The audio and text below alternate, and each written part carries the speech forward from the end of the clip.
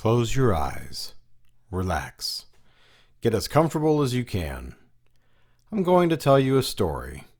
As I read it, I want you to try to imagine the scenes and events. When European explorers first came to America, they saw large flocks of birds, known as passenger pigeons. There were millions upon millions of them. The passenger pigeon was a large and graceful bird. Including its long, tapering tail, it was about 16 inches long. The head and neck of the male were a glossy, bluish-gray. Underneath, his breast was red. The female was light brown above, and her breast was gray. They had sparkling red eyes. Some of them have described their eyes as bright, fiery red. They nested in northern forests in the summer, and they flew south in the fall. They usually laid only one egg on a flimsy platform of sticks and twigs, someplace in a tree. Usually, more than 100 other passenger pigeons nested in the same tree. Sometimes there were so many nests that limbs would break and fall to the ground. Passenger pigeons nested in large groups that covered large areas. A nesting area found in Michigan was 28 miles long and 4 miles wide. These were loud and noisy birds. They sounded like a huge army of bullfrogs. Their droppings killed the plants underneath and stripped the trees of their leaves. In describing their nesting area, one person said it looked as though the forest had been struck by a tornado. The food of the passenger pigeon consisted mainly of beechnuts, acorns, berries, and seeds. It was a fast flyer and could fly a whole mile a minute.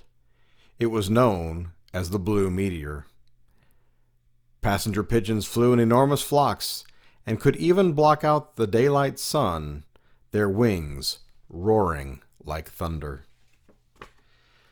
But they were also very tasty. Expert hunters killed large numbers.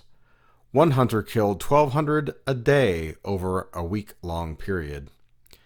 Upright nets were often used to capture them. Pigeons struck tree nets with such force that they either fell dead to the ground or became entangled in the netting. Pigeon netting was such a common practice that almost all towns were equipped to net pigeons. At night, they could be quickly prodded from their roosts with long poles. They were so numerous that people hunted them with sticks and stones. Trappers caught thousands. These pigeons were kept in boxes and released to be used as living targets for shooting practice. Grain was soaked in alcohol and used as bait. As pigeons lay helpless, fluttering on the ground, hunters could walk among the trees and fill their bags. Trees were cut down so that nestlings could be captured for market. The shooting and hunting continued for years. When asked whether these birds needed any protection, officials would say no. There are millions of them. However, the United States was growing. There were more and more people. Railroad ties were beginning to crisscross the land. Forests were being cut down for timber and to clear the land for farming. The pigeons had to find new routes for their migrations. Their food, acorns, beechnuts, and wild fruit became harder and harder to find. Gradually, the flocks became smaller and smaller. The flocks were scattered widely over the United States and Canada. Finally, protective laws were passed prohibiting the hunting of the passenger pigeons, and people thought that they were safe. But every year, fewer and fewer pigeons were seen. Their habit of producing only one egg at a time did not result in many offspring. On September the 23rd, 1907, the last passenger pigeon in the wild was shot. But there were still some kept in zoos, and there was hope they would survive. However, even in zoos, they didn't produce enough eggs. The older birds died faster than the younger birds hatched. Eventually, there was only one left. Her name was Martha, and she lived in the Cincinnati Zoo. Not much was known of Martha's past.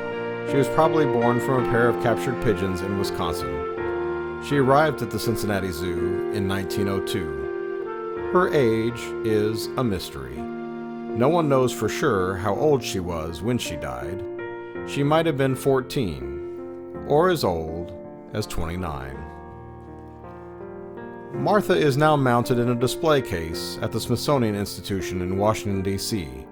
The label on her display reads, "Martha, last of her species, killed by mankind, died at 1 p.m., 1 September 1914, age 29, at the Cincinnati Zoological Gardens." When you are ready, open your eyes.